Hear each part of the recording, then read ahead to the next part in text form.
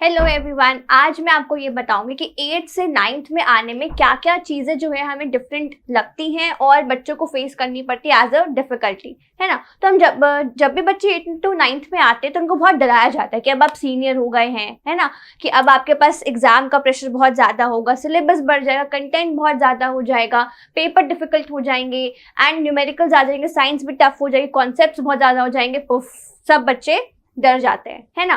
But डरने वाली कोई बात नहीं है, बहुत बेसिक चीजें हैं जो चेंज होती है 9th स्टैंडर्ड में आने में। हाँ, आप सीनियर हो रहे हैं तो कंटेंट थोड़ा सा इंक्रीज करेगा, बट डरने वाली कोई बात नहीं है। इसमें ऐसा कुछ नहीं है कि आपको एकदम प्रेशराइज कर दिया जाएगा, बिल्कुल भी। पैटर्न थोड़ा चेंज होगा, वो भी कैसा चेंज होगा और आप उसमें कैसे इंप्रूवमेंट ला सकते हैं वो भी मैं आपको डिटेल में समझाऊंगी, बट डरने वाली कोई भी बात नहीं है। तो सबसे पहले हम आते हैं कि जो हमारा एग्जाम पैटर्न होता है, सॉरी एकेडमिक स्ट्रक्चर है, इसके बेसिस पे। एकेडमिक स्ट्रक्चर का मेन मतलब ये होता है कि जो भी आपको पढ़ाया जा रहा है वो किस हिसाब से पढ़ाया जा रहा है, या स्कूल के हिसाब से, या एनसीईआरटी बेस्ड है, या किस टॉपिक वाइज आपको चीजें पढ़ाई जा रही है। तो सबसे पहले चेंज आता है वो आता है एग्जाम पैटर्न पे।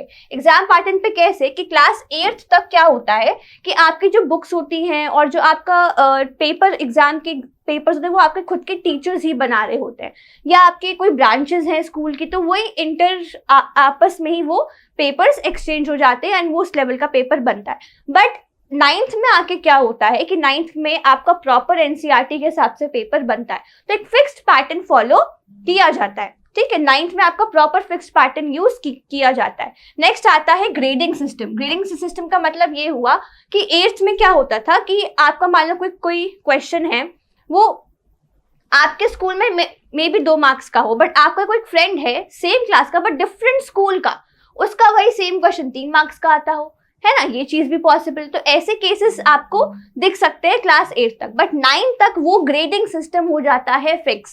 स्टेप मार्क्स के अलग से मार्क्स होते हैं, आंसर का मार्क्स अलग से होता है, स्टेटमेंट्स के मार्क्स अलग से होते हैं। तो इन सबको ध्यान रख के एक प्रॉपर ग्रेडिंग सिस्टम फॉर्म किया जाता है, जो कि ओवरऑल इंडिया में सारे सीबीएसई बोर्ड में जो भी एनसीईआरटी बेस्ड है वहां हर जगह अप्लाई किया जाता है। नेक्स्ट आता है हमारे पास सोर्स। सोर्स का मतलब यहाँ पे हमारा मतलब है बुक्स का, है ना, कि कौन सी बुक्स यूज की जाती है। क्लास 8 तक प्राइवेट बुक्स भी यूज की जाती हैं, एनसीईआरटी भी लगती है, कई स्कूल्स प्राइवेट बुक्स यूज करते हैं, है ना, जैसे कि RS Aggarwal and all. But 9th में आके क्या होता है, सारे सीबीएसई जो स्कूल्स हैं, बोर्ड है, उनमें हर जगह एनसीईआरटी यूज होती है एंड उसी के बेस के हिसाब से आपके क्वेश्चंस एंड टॉपिक्स आपको कराए जाते हैं, है ना। तो आपका जो सोर्स हो गया वो आपका एक फिक्स हो गया for all the schools of the same board, but 8 तक वो डिफरेंट रहता था, ठीक है। तो ये हो गया एकेडमिक स्ट्रक्चर कि आपका एग्जाम पैटर्न चेंज हो जाता है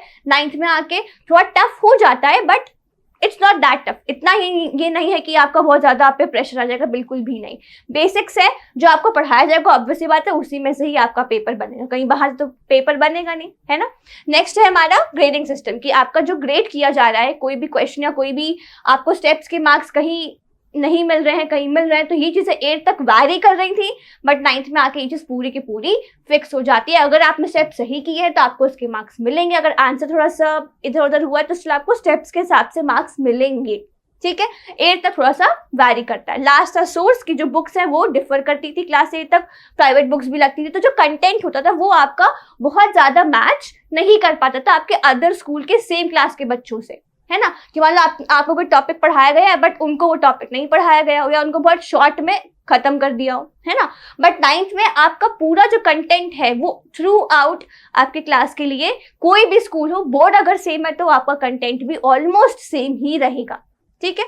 आगे बढ़ते हैं हम, ठीक है। अगर आप यहाँ तक आए हैं तो प्लीज आई वुड रिकमेंड कि आप सब्सक्राइब जरूर करिएगा, ताकि हमारी जो भी नई वीडियोज आए उसका आपको अपडेट मिलता रहे। तो आगे बढ़ते हैं। आगे हमारे पास आया सब्जेक्ट कॉम्प्लेक्सिटी, कि कॉम्प्लेक्सिटी कैसे बढ़ जाती है। अब यहाँ पे कॉम्प्लेक्सिटी से मेरा ये मतलब है कि जो सब्जेक्ट आपको पढ़ाए जा रहे हैं, जैसे कि मैथ्स है, साइंस है, general science, SST and English, इन सब में 8 तक का पैटर्न क्या था और 9th में आते ही क्या क्या चीजें कॉम्प्लेक्स हो जाती हैं। तो सबसे पहला हुआ level of understanding. Level of understanding इसका मतलब ये हुआ 8 तक आपके सारे सब्जेक्ट्स में आपको ऊपर से सरफेस लर्निंग कराई जाती है, सरफेस लेवल की लर्निंग कराई जाती थी। क्या मतलब मेरा सरफेस लर्निंग से कि ऊपर ऊपर से आपको कॉन्सेप्ट समझा दिया गया, उसके बेस पे आपको क्वेश्चंस करा दिए गए या आपसे कुछ एप्लीकेशंस करा दिए, बेसिक्स, बहुत ज्यादा डिटेल में नहीं जाते, बस ऊपर ऊपर से आपको पढ़ा दिया गया। बट 9th में क्या होता है कि 9th में वो प्रेफर करते हैं डीप लर्निंग में। किसमें प्रेफर करते हैं? Deep learning and more of conceptual learning,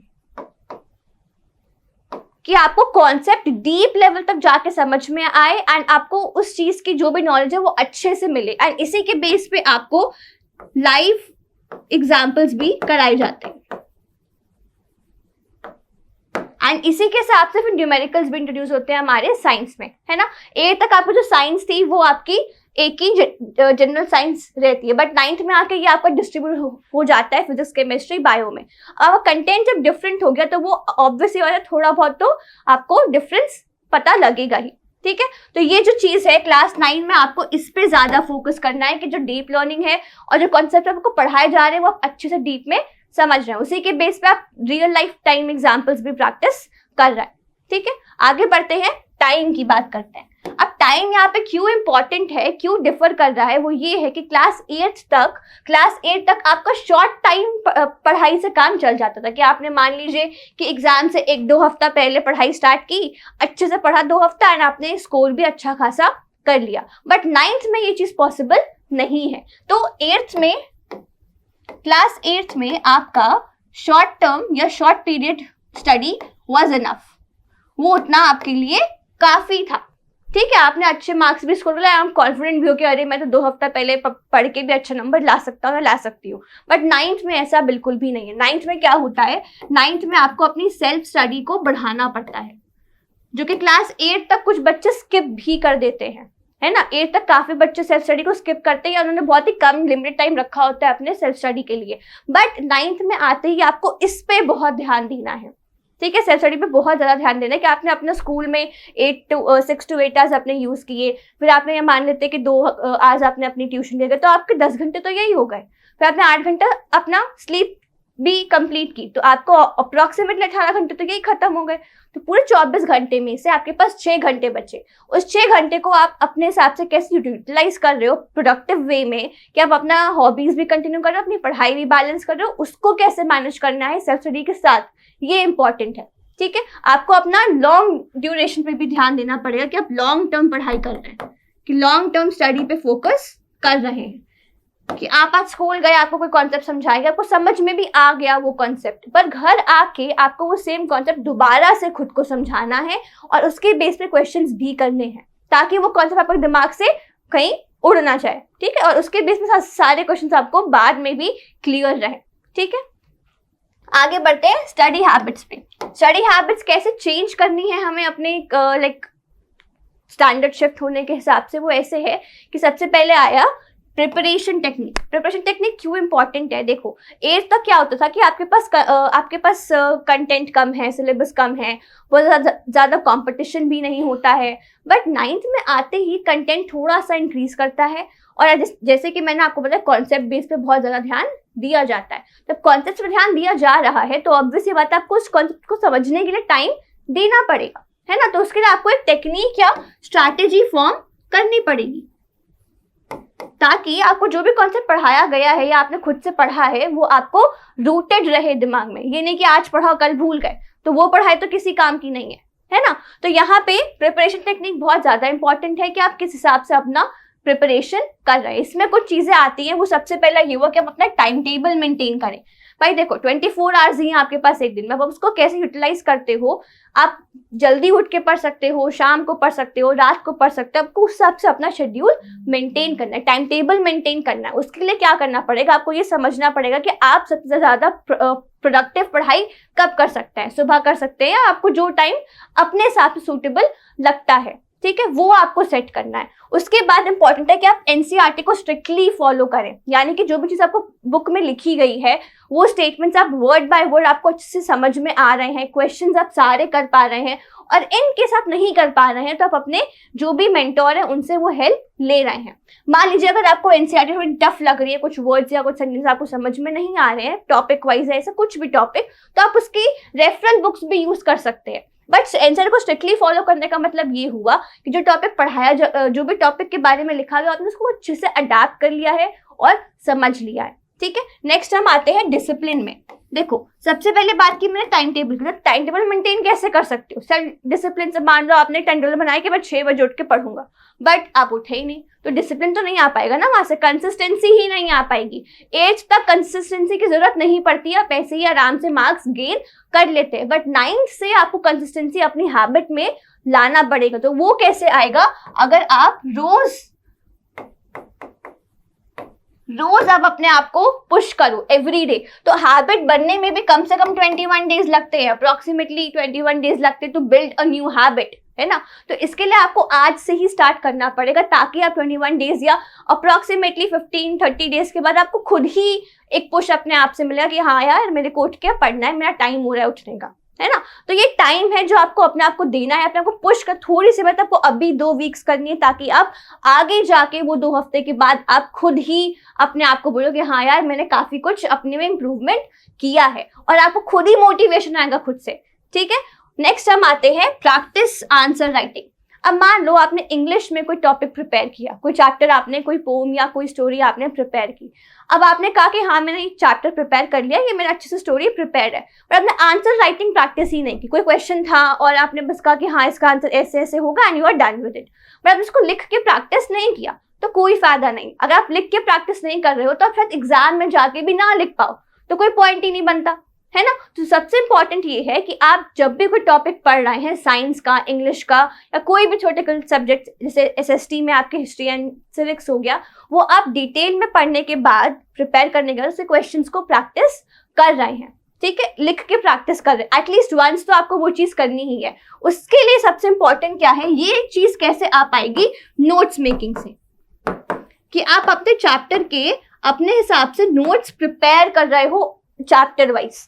इससे क्या होगा कि आपकी लिखने की भी प्रैक्टिस हो जाएगी, एंड आपके पास समरी के लिए जब आपको चैप्टर रिवाइज करना होगा तो आपको पूरा चैप्टर बैठ के पढ़ना नहीं पड़ेगा, आपको बस अपने नोट्स में से रिवाइज भी कर लोगे तो आपका काम अच्छे से हो जाएगा। ठीक है, नेक्स्ट हम आते हैं सैम्पल पेपर्स पे। देखो, सैम्पल पेपर्स क्यों इंपॉर्टेंट है वो आपको भी पता है और मेरे को तो पता ही है। प्रैक्टिस के लिए जितना ज्यादा हम प्रैक्टिस करेंगे, जितना ज्यादा हम क्वेश्चंस के सामने अपने आप को प्लेस करेंगे, उतना ज्यादा ही हमें अपने आप में कॉन्फिडेंस बिल्ड हो पाएगा कि हाँ मैंने चैप्टर पढ़ा, इसके 4 क्वेश्चंस किए, तो अब आई एम प्रिपेयर्ड, अब मैंने इनमें से किसी भी क्वेश्चन में फंसी नहीं। तो इससे क्या होगा, मुझे कॉन्फिडेंस आएगा ना कि हाँ यार मैंने चैप्टर प्रिपेयर किया and I am all done with it, मुझे अच्छे से आता है अभी चैप्टर, है ना। नेक्स्ट हम आते हैं डाउट क्लियरेंस पे, कि ये आपको रेगुलरली करना, जो भी आपके मेंटोर हैं सब्जेक्ट वाइज, उनसे आप रेगुलरली इन टच हो और उनसे आप रेगुलरली उनसे पूछ रहे हो कि आपको किस क्वेश्चन में डाउट है या कोई भी प्रॉब्लम है जो आपको किसी चैप्टर में फेस करने को मिल रही है, वो आप रेगुलरली अपने टीचर से, अपने मेंटोर से कम्युनिकेट कर रहे हो। ठीक है, अब एक चीज मैं आपको यहाँ पे एक और बताऊंगी कि आप मान लो आपने कोई चैप्टर प्रिपेयर किया and you are done with it. Maths का कोई चैप्टर ले लेते हैं कि आपने पूरा पढ़ा है, you are completely prepare with the chapter. अब आप स्कूल में या आपने जो आपके सेम क्लास के फ्रेंड्स, अब उनको बोलो कि यार भाई देखो मेरा ये चैप्टर प्रिपेयर हो गया है, तो जब तुम ये चैप्टर पढ़ोगे तो तुम इसके क्वेश्चन मुझसे या डाउट्स मुझसे जरूर पूछ लेना, मैं तुम्हारी हेल्प कर दूंगा। इससे क्या होगा कि आपने जो भी चीज प्रिपेयर की है, आपने तो प्रिपेयर कर लिया, 100% तक प्रिपेयर कर लिया, आपका फ्रेंड जब आपसे आएगा पूछने कोई डाउट, तो आप में भी कॉन्फिडेंस है कि हाँ कि मुझे अपने फ्रेंड की हेल्प करनी है, और आप कर पाए, दैट मीन्स आपने चैप्टर अच्छे से प्रिपेयर किया था। नहीं कर पाए मतलब कि थोड़ी बहुत कमी रह गई है, तो वो आप उसको फुलफिल कर सकते हो, है ना। और एक चीज और यहाँ पे इंपॉर्टेंट है, वो है वीकली रिविजन। क्या इंपॉर्टेंट है? वीकली रिविजन, कि आप वीकली चैप्टर्स को, टॉपिक्स जो आपने पूरे हफ्ते पढ़ा है, मंडे टू सैटरडे में या मंडे टू फ्राइडे में आपने पूरा टॉपिक जो भी पढ़े हैं, वो आप एंड में 2 दिन आके सैटरडे संडे में या संडे में बैठ के उसको रिवाइज कर रहे हो। ठीक है, आपको वो चीज आपको टाइम टेबल में मेंटेन करनी पड़ेगी, ताकि जो भी टॉपिक आप पढ़ रहे हो वो आपके दिमाग से स्लिप ना कर जाए, वो एक आपके रूटेड एकदम रूटेड बैठ जाए। ठीक है, एक चीज जो लास्ट में आपको कहना चाहूंगी वो ये है कि जो 9th है वो फाउंडेशन है, यानी कि बेस है हमारे बोर्ड्स का, कि बोर्ड्स की तैयारी बच्चे 9th में स्टार्ट कर देते हैं। इससे क्यों इंपॉर्टेंट? बिकॉज जो हैबिट्स हमारी 8th में बिल्ड नहीं हो पाई वो हम 9th में बिल्ड करना स्टार्ट करते हैं। 9th में बिल्ड करेंगे तब तो जाके 10th में हमें थोड़ी कंसिस्टेंसी दिखने लगेगी ना अपने में कि हाँ हम इक्विप्ड हैं, हमारा टाइम टेबल मेंटेन्ड है एंड हम हर चीज, हर टॉपिक से भी इक्विप्ड है। 9th में अगर हम लीनियंसी दिखाएंगे तो 10th में ऑब्वियसली हमें और ज्यादा मेहनत करनी पड़ेगी। अगर मैं 9th में मेहनत अच्छे से की स्टार्टिंग से ही, फर्स्ट डे से, तो ऑब्वियसली वाला 10th में जाके हमें अपने आप को उतना पुश नहीं करना पड़ेगा। सेम वे में ही हमें अपना प्रैक्टिस मेंटेन करते रहेंगे, टाइम टेबल मेंटेन रहेगा तो वो आराम से फ्लो मेंटेन रहेगा। ठीक है, अगर आपने वीडियो पूरी एंड तक देखी तो I would like to thank you कि आपने पूरी वीडियो देखी, एंड ऐसी वीडियोस के लिए आप हमें सब्सक्राइब एंड फॉलो कर सकते हैं। Thank you.